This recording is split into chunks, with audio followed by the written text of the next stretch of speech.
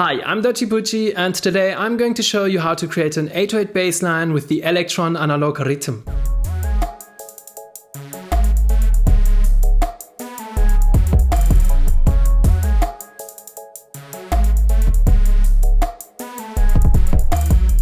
Okay, let's start by creating a bass sound.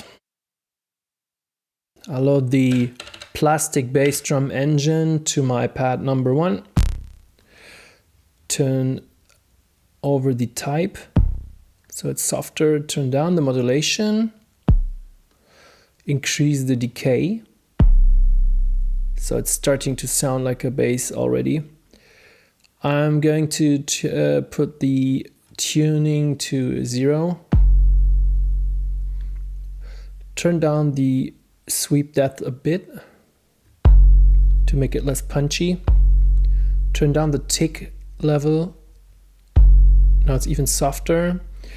I'll go over to the filter section and turn down the frequency of the low pass filter. So now it's really very deep and very smooth, and you'll need headphones for this tutorial because otherwise you won't hear a thing right now. I'll go to the amp section and I turn down the decay, which means the sound will stop the moment I let go of the pad. If I turn off the chromatic mode now, you see what that's good for. You can play it like a bass line now. While I'm still in the amp section, I will increase the overdrive a bit to make it a bit more aggressive. Yeah, that sounds like you would expect it to sound in a trap song. Maybe turn that down a bit, it's too much. Okay, we can fine tune that later. So this is a bass sound we can work with. Of course you could spend more time to make it even better, but it will do. Okay, I prepared a little beat. Nothing too fancy, just a regular trap beat. And I made sure to use a kick drum with a lot of punch and very short decay, so it does not interfere with our 808 bass line. Okay, I'm going to activate chromatic mode to show you which notes I will use for the bass line. It will be based on these two notes, E and C sharp. So let's start with page 1 of our pattern and just dial in a step. Step 1. And of course, this is just triggered very shortly because it is a drum machine. But if I go to the trick section, hold the button, I can turn the length to like 1/4. So it will play from here to here. I will stop once the snare hits.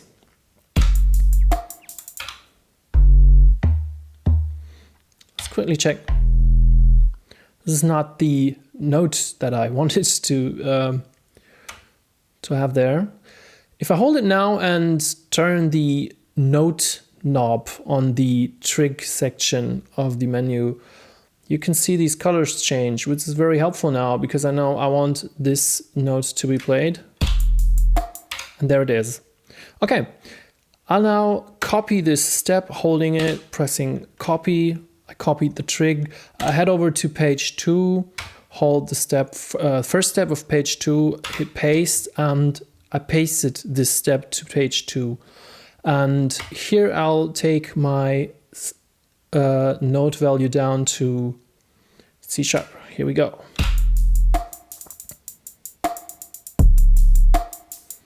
Simple as that. So what I'll do now is I'll copy the first step of page 2, head back to page 1 and paste it right here. Okay. Now I want this to be a higher note than the first note on page 2. So it leads into that second part of the loop. And I could now just change the note again with the note value, but I won't because I want to do a pitch drop here. And to do a pitch drop, I will need the slide function. And the slide function will not affect the note value, because the note value is only of importance the moment the note is triggered. And if I change it after the note was triggered, there will be no audible change because the note already has been triggered. So if I want an audible change to the pitch after the note has been triggered, I will need to use the tune parameter of the synth section. Just show you this quickly. Nothing happens when I do this. But if I head over to the synth section, it changes the pitch. Before I dial in any changes on the tune parameter, I will try to figure out which exact tuning I need. So this is the note playing on page 2. I just pitch up an octave to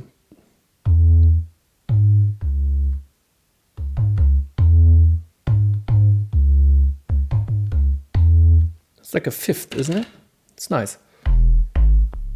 Okay, now I know I have to increase the pitch of this step by 7 semitones, but the thing with the tune parameter of the synth engine is there's no such thing as semitones. It's just 128 increments of MIDI.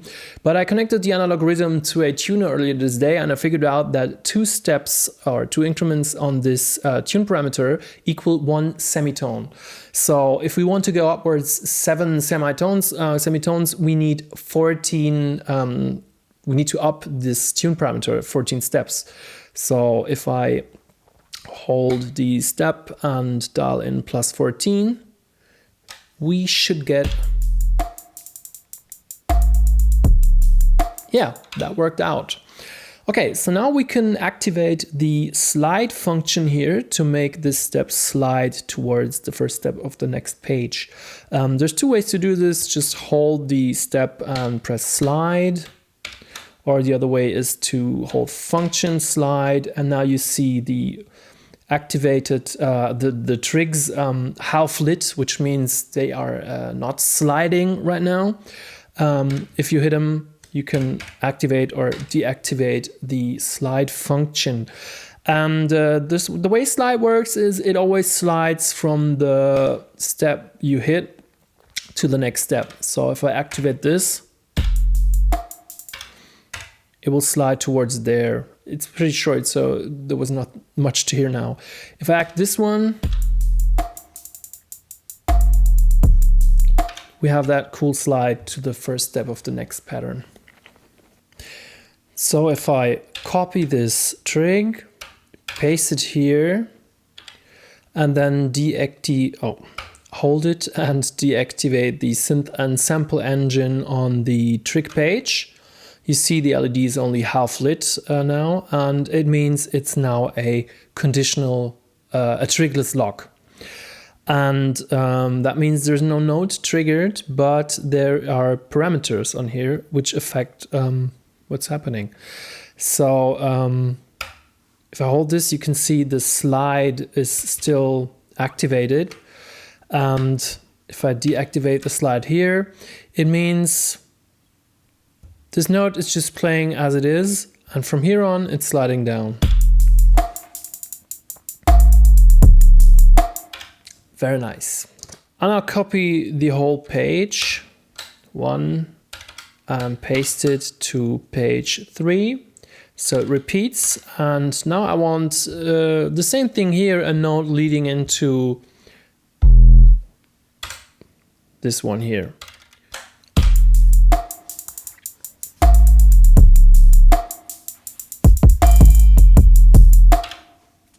Okay, I'm quite happy with that. So let's copy page 2 and paste it to page 4. Here I want something different. I want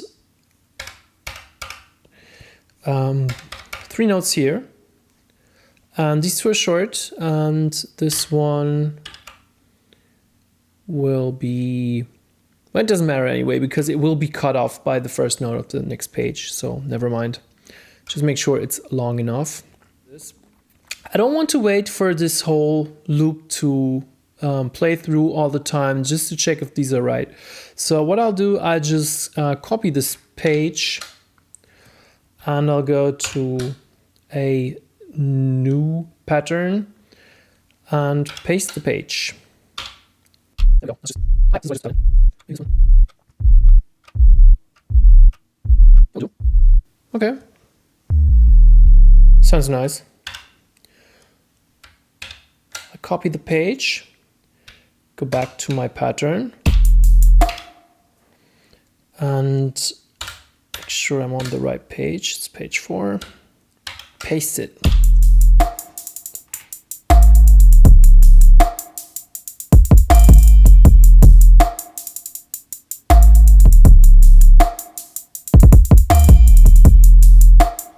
Very nice.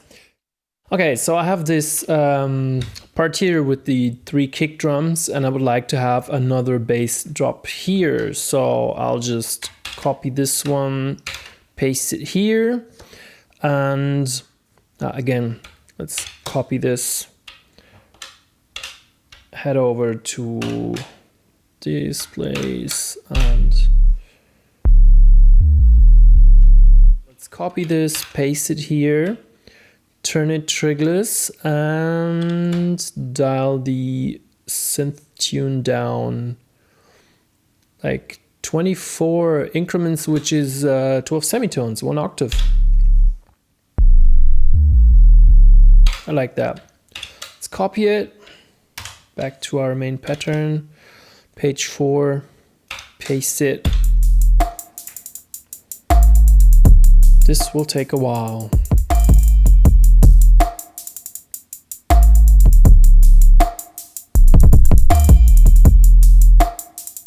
Why not?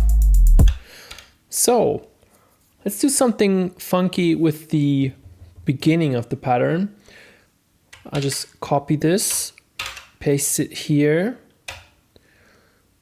go 24 steps, so like 1 octave upwards. Nice. Of course, now I have to shorten this. Oh, that was the wrong one. To 1/16, no, 1/8. Now I want this one to drop. So let's copy this, paste it, go down to 0 again, and turn it trigless. Let's see what happens. To activate the slide.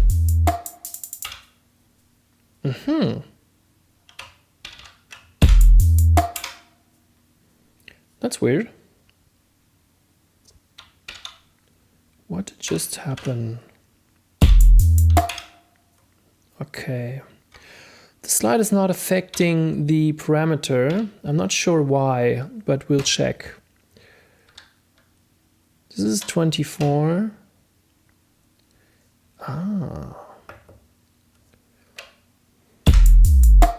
Okay, this was set to 0, but it was not a parameter lock. It was just set to 0.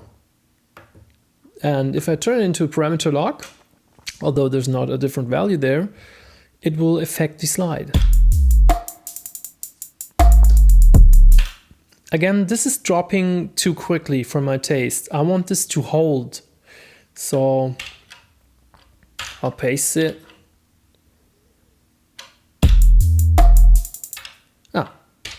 Activate slide on this one.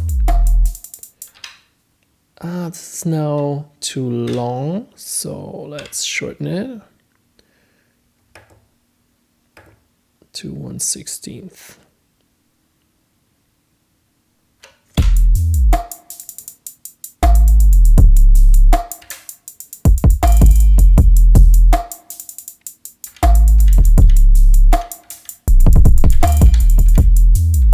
That's nice.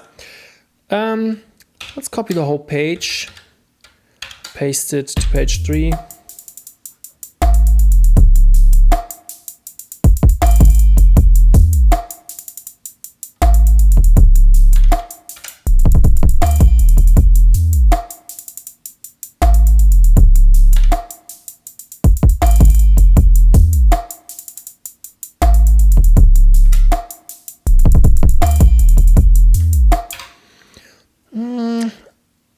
I'm not sure, but there's something missing here, I think. Let's just try something.